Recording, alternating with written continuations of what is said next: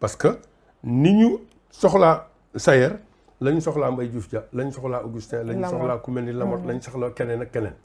ñu ne on a appris de nos erreurs xam nga bu njëkk Sénégal bu demee compétition dañ koy gagné ñu ñëw ñu toj fédération ba. dàq ministre ba. dàq entraîneur ba.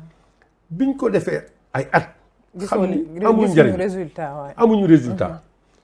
ñu ne bii yoon nag nañ leen takk suñu ndigg te gëm ni il faut s'inscrire dans la longévité. ñu def noonu. te loolu wax dëgg yàlla dëgg neex yàlla. am na fu mu feeñ. boo seetee footballu Sénégal petite catégorie kenn daawuñu tudd sax. léegi kenn ñëw la wax football petite catégorie. ba ci Sénégal foot féminin yëpp te tuddooñu. football féminin c'est la même chose. Sénégal dañ ko xeeb parce que effectivement ñun li ñu gënal mooy bu ñu demee final ñu gagné. mais nit ñi bu ñu fàtte ni Angleterre bi dem final. bërki dem moom Italie te Italie gagné ko. 55 ans ngi nii. demuñu final. mi ngi daw ci kon loolu moo lay won ni. lii lu jafe la. nation bu toll ne moom. Angleterre ak li mu représente ci footballu àddina bi. ak li mu yor ci joueur yu baax. 55 ans. mi ngi door a yegg final. waaw Sénégal dem na petite catégorie ma ngay dem final ma ngay gagné. football féminin ñi ngay football. équipe A dem na deux fois final équipe A dem na 2 fois final. wax dëgg yàlla dëgg neex yàlla. nekk première nation de football. en Afrique depuis 3 ans. kon war nañoo yaakaar ni bu dagul dikk. da ngay nekk ci li ñuy wax ne ku yàgg ci teen bi baak fekk la fa. li ñuy liggéey boo seetee léegi suñu petite catégorie lu tax mu tranquille mooy dañu am centre Jules François Bocandé. centre Youssou Ndiaye. regroupement yi ñu doon def te mënatuñ ko woon def parce que boo ko yóbboo hôtel day cher. léegi dañuy jël xale yi yóbbu foofu tàggat leen. mën nañ fa regrouper ñeenti équipe ay U17 U20 et cetera. ñu dem tàggatu fa. ba nga xam ni léegi football petite catégorie ñëpp a koy def premièrement. d'ailleurs sax ren dañuy préconiser championnat petite catégorie depuis les U15. xam nga kon football baa ngi defi jéego. bu dee football ci réew mi. Sénégal fépp la ñuy football. boo demee Fongolom bi am na championnat. ñu ngay football fépp. kon nag ñi ngi def ay jéego. te nag la fédération aussi wax dëgg yàlla jàngat na ci nekkinam. am na loo xam ne daan nañ ñu ko teg kenn ñu mettu ñu ko teg parce que saa boo ñu ko tegee ñu dindi ko. premièrement. Deuxièmement état bi am na benn volonté politique affichée. parce que wax dëgg yàlla kenn déggatu fi problème prime. kenn déggatu fi problème avion. kenn déggatu fi problème hôtel. et cetera donc bu ñu dajalee loolu yëpp ak potentiel bi ñu am. ci ay joueurs ñu ne léegi nañ leen mankoon nañ leen booloo. parce que li ñu dese léegi mooy wax dëgg yàlla indi trophée bi. yaakaar nañ buñ booloo ñun ñëpp trophée bi dina ñëw bu soobee yàlla. ñu ne nañ booloo waaye fii du ñu bàyyi bu ca nekk. bëri na ay nit ñoo xam ni fi mu ne ñuy wax ci football. xamuñu nan ngay def ba jógee Dakar dem football yi Ziguinchor. waaye yu association boo bokkul. nga ne li ñuy def man dama ciy am kàddu foo ko teg amul parce que corporation yëpp ci àddina am nañu seen association. ku ci bokkul doo ca bokk. buñ nee nañ waxtaan ñun ba juboo ñu bàyyi ñu waxtaan ba juboo ba seet nag lu muy def bu fekkente ne dem nañu ba tële ñu ne ñun ko tële nañu kon seet lañ ñeneen ñooñu dem. te nag wax dëgg yàlla dëgg neex yàlla ku seet jéego yi nga xam ni footballu Sénégal def na ko nga xam ni buñ daan football yi dañ daan teg pour football dañ daan équipe bu première division na ku nekk teg 3 millions équipe bu deuxième division na ku nekk teg 1 million 500 ñeneen ñi nañ leen subventionné ñu dem bañ naan footballu Sénégal am na ay 7 milliards ak 10 milliards. waaye jéego def nañ ko. siège amul woon ñu ne léegi 14 ligues yi ku ci nekk nañ la defaral siège bu dee terrain yi ñuy wax parce que mënuñoo ñàkk wax terrain. mais infrastructure moom manqué quand même tey bilan bu tax ñu koy attaqué infrastructure moo tax. xam nga loolu ñàkk xam la gis nga infrastructure ci domaine de souveraineté de l'État du Sénégal la bokk. loolu on le sait parce que Augustin moom du mooy tabax infrastructure. bàyyil ma yeggale rek. c'est-à-dire xam nga ñun les acteurs du football. dañu war a takk suñu fit nag. xoolante ci bët. te waxante dëgg. ku ci ne xam la nga def. amuñu woon stade de l'amitié. ku ko toj. du footballeur yi. du les acteurs du football. ñoo ko toj.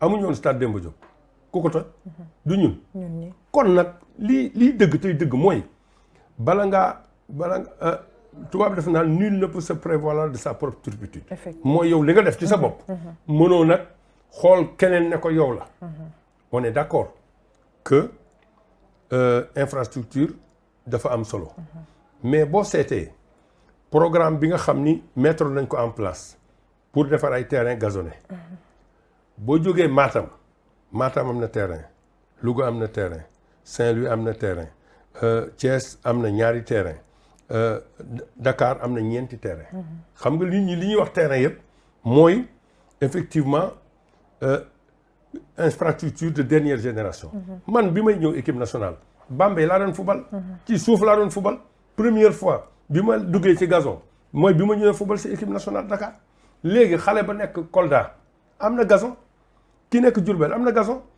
mais dinaa profiter nag. mais nee nañ gazon synthétique boobu noonu. waaw xaaral reconnaître ko. non moo tax ñuy jouer Lat Dior. ok moo tax ñuy jouer Lat Dior. léegi li ñuy boo ko seetee Demba Diop léegi stade fédéral lay nekk. def nañu convention bi ba pare. jox nañ ko fédération FIFA dana ko financer def na appel d'offre bi. ki ko gagné xam nañ ko. yaakaar naa ni fii ak fin août dana commencer liggéeyam. stade de l'amitié c'est dans le cadre de la coopération avec les Chinois. donc ñoom bu du woon mbas mi pare nañ bu yàgg.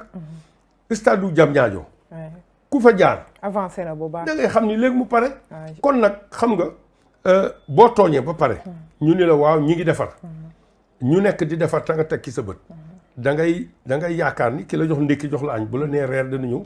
jàppal ni reer bi dana ñëw man jàpp naa ni 2022 bu Sénégal bëggee organiser Coupe d'Afrique mën na ko parce que dana fekk infrastructure yëpp pare. parce que li ci des mi ngi Sénégal. bu dee yoon yi bu dee télévision yi bu dee yëpp yi ci war. loolu am na Sénégal.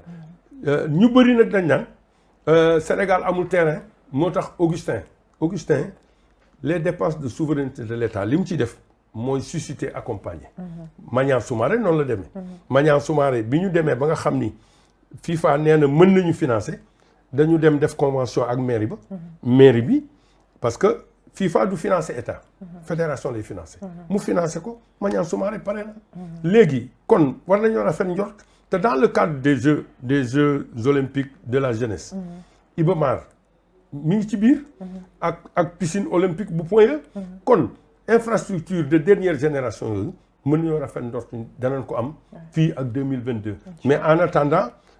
équipe bi waroon a ñëw équipe bu FIFA bi waroon a ñëw pour valider te travaux yi ñu waroon a def Thiès ñëw na ba valider na ko kon à partir de maintenant mën nañoo wax ni xëy na danañ fa fubalaat peut-être benn ñaari match ñetti match waaye fii ak fin d'année ci yoon danañu am au moins benn wala ñaari stade yu pare ci Thiès boobu la ñuy des sax ndax gisoon nañ ne que match bi amoon Jaraaf ak waa Cameroun yi ba ngeen fubalee ba pare arbitre bi match bi jeex ngeen ñu éliminer leen dëgg la joueurs yeeg ñoo ñi mu àndal ak di xeex ak arbitre rek yooyu noonu loolu tamit en tant que acteur sportif loolu war ngeen ko déplorer quand même parce que image du Sénégal la ñuy jaay parce que loolu compétition la violence ci bopp moo àndul ak sport saa boo ko defee mu won la ko xam nga maa ngi la jëkk a wax stade de l'amitié lu ko fi indi violence joueurs yi waaye dañu def violence ñu tëj terrain ba waaw mooy ba ñuy dajee Côte d'Ivoire voilà boobu lañ ko tëj ñu gagné ñu toj stade ba ñu tëj stade bi génne ñuy dem di fubali ay Mauritanie ki Maroc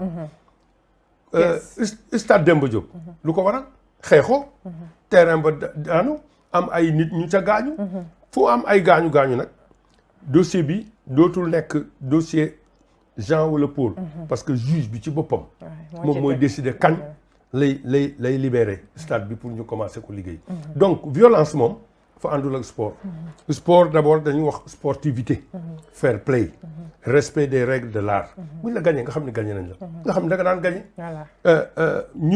ñun Jaraaf loolu duñ ko cautionné parce que boo seetee compétition africaine bi bëri ñu dem gagné leen ñi ñu gagné ñëpp nag ñooñu dañ leen di gagné buñ la gagné xamal ni victoire moo fi ànd ak match nul ak défaite buñ la gagné nga xam ni gagné woon nga jàpp ci yàlla dem dafa duy wat xam ni ki la gagné moo la mën man loolu laa jàpp.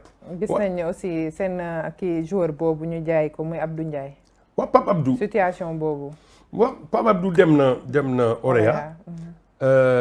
li ko waral ñu waxoon nañ ko. c'est-à-dire santé financière mooy entre autres moo prépondérant ci résultat sportif. parce que boo seetee Teungueth Football Club. ak Jaraaf seen parcours ci Coupe d'Afrique yi. li tax mu baax mooy mbas mi. xam nga Covid bi mu amee. benn joueur demul. waaye li ñu daan def li am ren rek. moo daan am. dañuy bàyyi ba saison bi jeex. nga ñàkk ñeenti joueur juróomi joueur. bu ko defee ñuy doon. voilà bu ko defee. beneen saison bi da ngay affaiblir.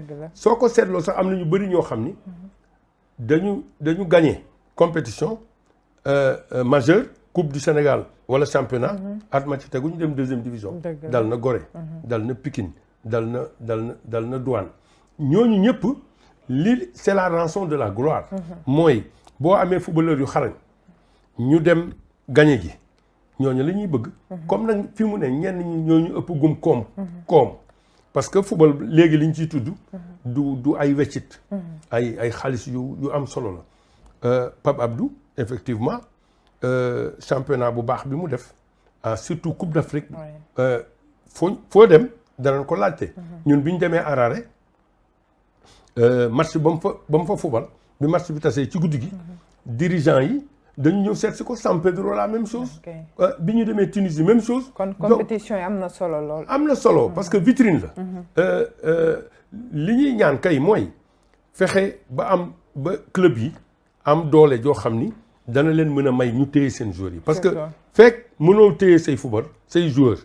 mënoo yaakaar ni da nga am résultat yu baax. parce que nag joueur moo am solo. boo seetee Europe. bu saison bi jeexee ñu tudd mercato da ngay dégg ay 100 milliards ay 150 milliards et cetera yaa ngi dégg Real de Madrid mu naan préparé na xaw ma lan. 140 pour Mbappé waaw 140 milliards. d'euros pour Mbappé. loolu war nañoo yaakaar ni kon footballeur bi daf ci am solo. environnement bi am na ci solo. mais footballeur bi c'est déterminant.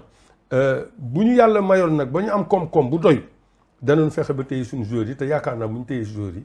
au plan local en tout cas danañ am résultat. ñu ngi lay jaajëfal bu baax a baax Ndofène di am contentement aussi di la dalal ci plateau bi di Sport 7 sur Sénégal 7 ce mot de la fin. jërëjëf maa ngi leen di gërëm di leen sant di leen wax ni fii moom sama kër rakk la donc saa bu ngeen ma soxlaa bu ngeen ko sababloo rek. dinaa ñëw bu soobee yàlla. incha allah te nag lépp lu jëm ci yëfi football. damaa yaakaar ni ku ci sonn rek ñun ngay dimbale. dëgg la ñu ngi leen di jaajëfal cher internaute di leen jox. dig daje beneen numéro ak beneen invité sur Sénégal 7.